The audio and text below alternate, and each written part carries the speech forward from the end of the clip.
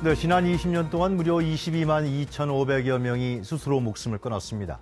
웬만한 중소도시 인구보다 많은 사람들이 극단적인 선택을 한 셈인데요. 결국 우리나라는 12년 연속 OECD 국가 중에서 자살률 1위를 기록하면서 자살공화국이라는 오명을 벗지 못하고 있습니다. 경제적 빈곤으로 인한 가정 불화나 가족 해체 등의 이유로 삶의 의욕을 잃는 경우가 많다 보니 특히 가정과 가족의 가치가 한껏 부각되는 5월의 자살률이 급증하고 있습니다. 소외계층을 위한 정부나 민간의 관심과 지원이 주로 혹한기에 몰려 있다 보니까 오히려 하절기 우울증이 더욱 심각해지고 있다고 합니다. 실효성 있는 자살 예방 대책을 세우기 위해서라도 그 원인을 정확히 진단하고 치유할 방법을 모색할 필요가 있습니다.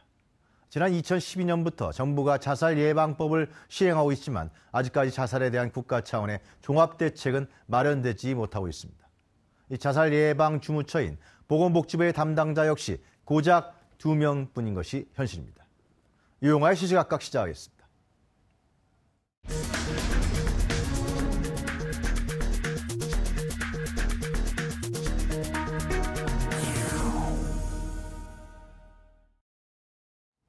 시시각각 급변하는 서울의 오늘, 언론사가 주목한 화제의 소식을 알아보겠습니다.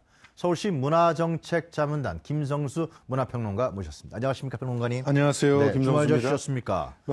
주말에 이 서울로에 한번 나가보려고 했었는데. 같이 가보셨어요? 근데 시간이 안 맞아가지고 그리고 또 사람들이 워낙 많다는 소식이 들려서. 제가 나가본 사람한테 얘기 들었는데요. 네. 너무 많아서 구경을 제대로 못했대요. 그렇습니다. 실제로 서울시에서 발표를 한 거에 따르면 개장한 날은 15만 1,000명이 입장을 했고 그리고 어제 같은 경우도 10만 4천여 명이 이렇게 방문을 해서 이틀 동안 25만 명이 넘는 인파가 몰렸다고 합니다. 이 정도 인기가 대단하군요. 실제로 그 현장에 있는 분들이 저한테 사진도 보내오고 상황들도 이렇게 얘기를 해줬는데 한때 출입 통제가 이루어졌대요. 실제로 거기가 이제 5만 명 이상도 견딜 수 있는 하중에 그런 보강 공사가 이루어졌지만 이제 그 등급이 올라갔죠? 그럼요. B등급 이상으로 올라갔습니다. 그런데도 5천 명 이상이 동시에 그 고가에 올라가 있을 때는 위험하죠. 출입을 좀 통제를 한다고 합니다. 그리고 3천 명 이하로 떨어지게 되면은 이제 다시 또 통제를 지나갈 수 있도록 이렇게 한다고 하는데요. 아무튼 굉장한 인기를 끌면서 앞으로 서울의 또 하나의 명소가 되지 않을까 기대를 품게 만드는 그런 하루였다고 생각이 됩니다. 시민들이 원하는 바죠. 원하는 바가 실현된 것 같은데요. 그 다른 프로그램도 여러 가지 다양한 프로그램이 함께 진행됐다고 그러대요. 그러니까요. 이 서울로가 열고 나와 보니까 굉장히 참 재미있는 공간이더라고요. 그래요? 실제로 그 한쪽 끝은 만리동에 있고 또 그다음에 용산 쪽에 있는 지금 현재 국립극장 거기 보면 이제 국립극장이 몇 개로 나눠져 있는데 거기는 주로 소극장, 중극장이 있는 곳이에요. 실험성 높은 작품들이 있는 그곳. 그리고 한쪽 끝으로 넘어와 가지고는 이제 대우빌딩하고 남대문 시장하고 이렇게 연결이 되거든요. 그러니까 어떻게 보면은 그 알짜로 그 서울의 도심들을 구경할 수 있는 그런 다리가 놓여졌다 이렇게 볼 수가 있어요. 원래 세 군데로 나눠질 내려가는 곳이 세 군데였죠. 내려가는 곳까지 합하면은 네 군데였나요?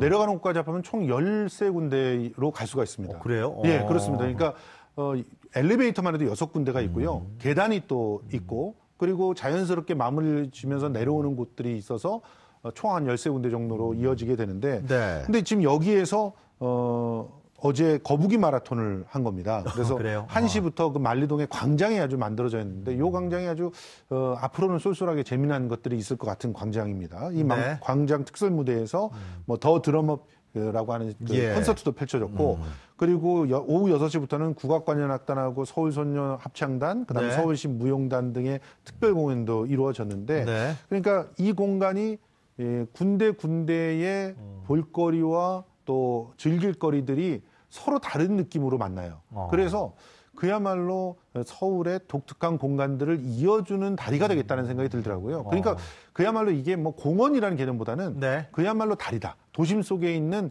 서로 다른 공간을 연결시켜주는 다리다라고 보시면 이 공간의 성격을 정확하게 아실 것 같습니다. 서울의 색다른 명소로 발전할 수도 있다는 가능성이 있다는 거네요. 그렇죠. 그래서 지금 이제 해설이 있는 서울로 산책이라고 하는 프로그램을 운영할 생각인데 이게 진행이 된다면 아무래도 서울에 대해서 좀 더 착실하게 들어볼 수 있는 그런 재미난 그 프로그램이 여기에 또 천착하게 된다 이렇게 볼 수 있겠습니다. 주말에는 이제 단순하게 걷는 게 아니라 거기서 그곳 근처에서 다른 여러 가지 색다른 프로그램도 열리고.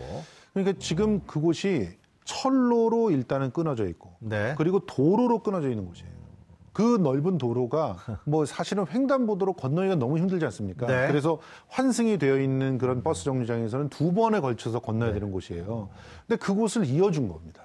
그리고 이어주면서도 어떤 곳은 공중으로 이어지고 어떤 곳은 그냥 엘리베이터로 내려와서 바로 지상으로 이어지고 원형 계단을 통해서 지상으로 이어지고 하니까 이런 그 서로 다른 그런 공간이 만나면서 만약에 거기 주변에 편의시설들이 앞으로 잘 발달하게 된다면 네. 아무래도 도심 안에서 충분히 2-3시간 이상을 즐길 수 있는 그런 공간이 되지 않을까 기대를 할 수 있겠습니다. 원래 그 서울역 고가를 다시 이렇게 도보로 예. 공원으로 한다 그랬을 때 논란이 좀 많았었잖아요. 그죠? 예, 지금도 논란이 있는 게 아직도 있어요? 그 중간 부분에는 아직까지 충분히 쉴 수 있을 만한 공간이 없고 또 이제 거대한 화분, 콘크리트 화분들이 있어서 보행에 좀 방해가 되거든요. 그러니까 차라리 조금 더 다른 생각을 했으면 어떨까 그랬는데 이게 그 조경 전문 비니마스라고 하는 유명한 건축가가 한 건데 글쎄요, 뭐 하여튼 좀 더 일단 다녀봐야지 될 것 같습니다. 그 은평 뉴타운이 다시 뭐 살 길이 좀 보이는 모양이죠. 아주 좋습니다. 분위기가. 살 길이 보이는 정도가 아니라 이제는 네. 뭐 없어서 못 파는. 그 정도예요? 예, 그렇습니다.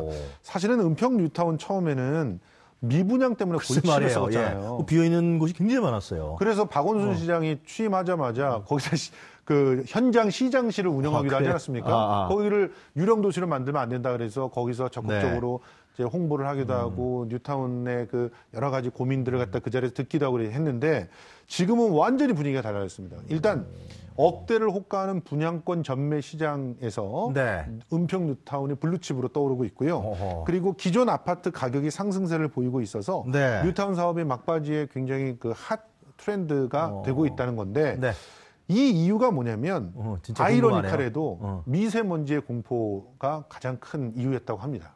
그쪽은 미세먼지로부터 안전하다. 상당히 안전하죠. 북한산이 있고. 북한산이 모든 걸 다 막아줘요. 그러네요. 그리고 거기에 그 어떤 그 삼림은 그 웬만한 그냥 저희 동네는 이제 무슨 대모산 이런 게 있는데요.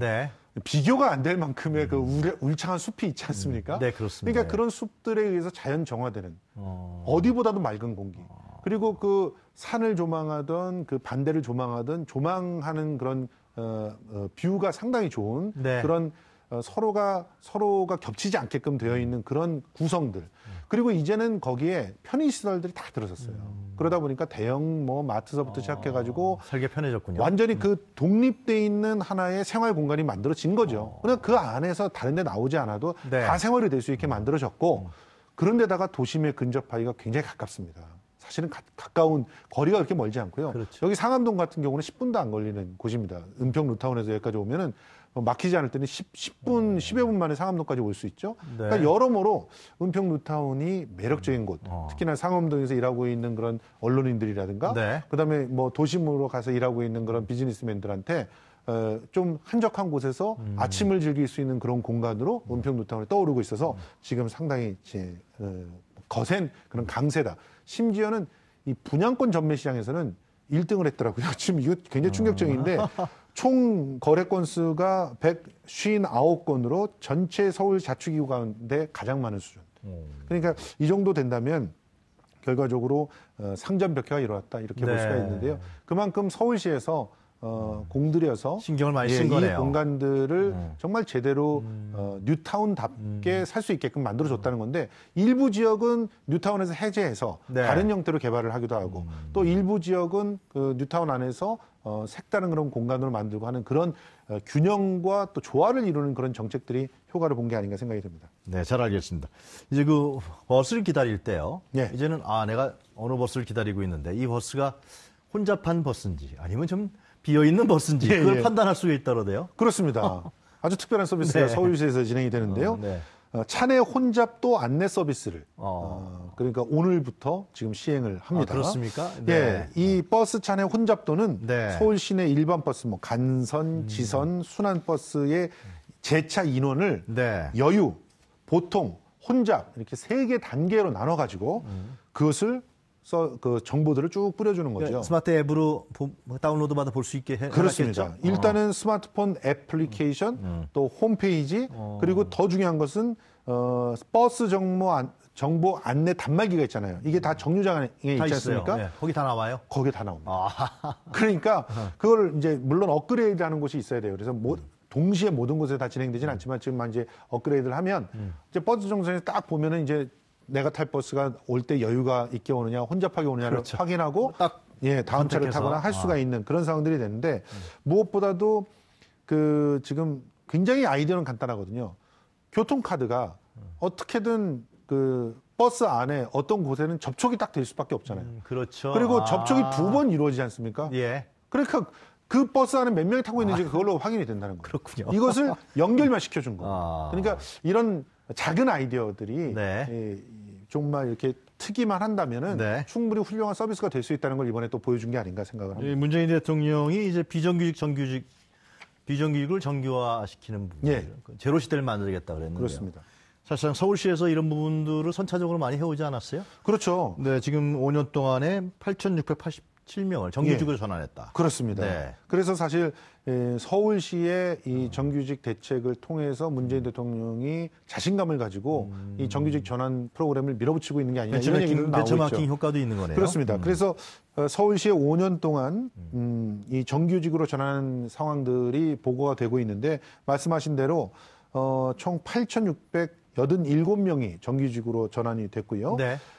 지금 보면은 실제로 서울시 노동정책 중에서 네. 이 타임 쉐어링을 통한 일자리 나누기 정책하고 비정규직의 정규직화 관련 자료를 네. 이제 그 고용노동부와 기획재정부가 다 요청해 가져갔어요.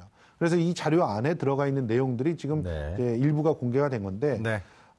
타임 쉐어링 같은 경우는 지금 서울의료원하고 서울신용보증기금을 그 통해서 진행을 했는데 네. 아주 평가가 괜찮고요. 네. 이외에도 정규직화에 대한 평가들도 좋기 때문에 이런 네. 부분들이 좀 잘 받아들여졌으면 좋겠습니다. 네. 하여튼 많은 참고가 되겠네요, 새 정부에서. 그렇습니다. 네, 잘 알겠습니다. 오늘 말씀 잘 들었습니다. 감사합니다. 고맙습니다. 네. 지금까지 김상수 문화평론가였습니다.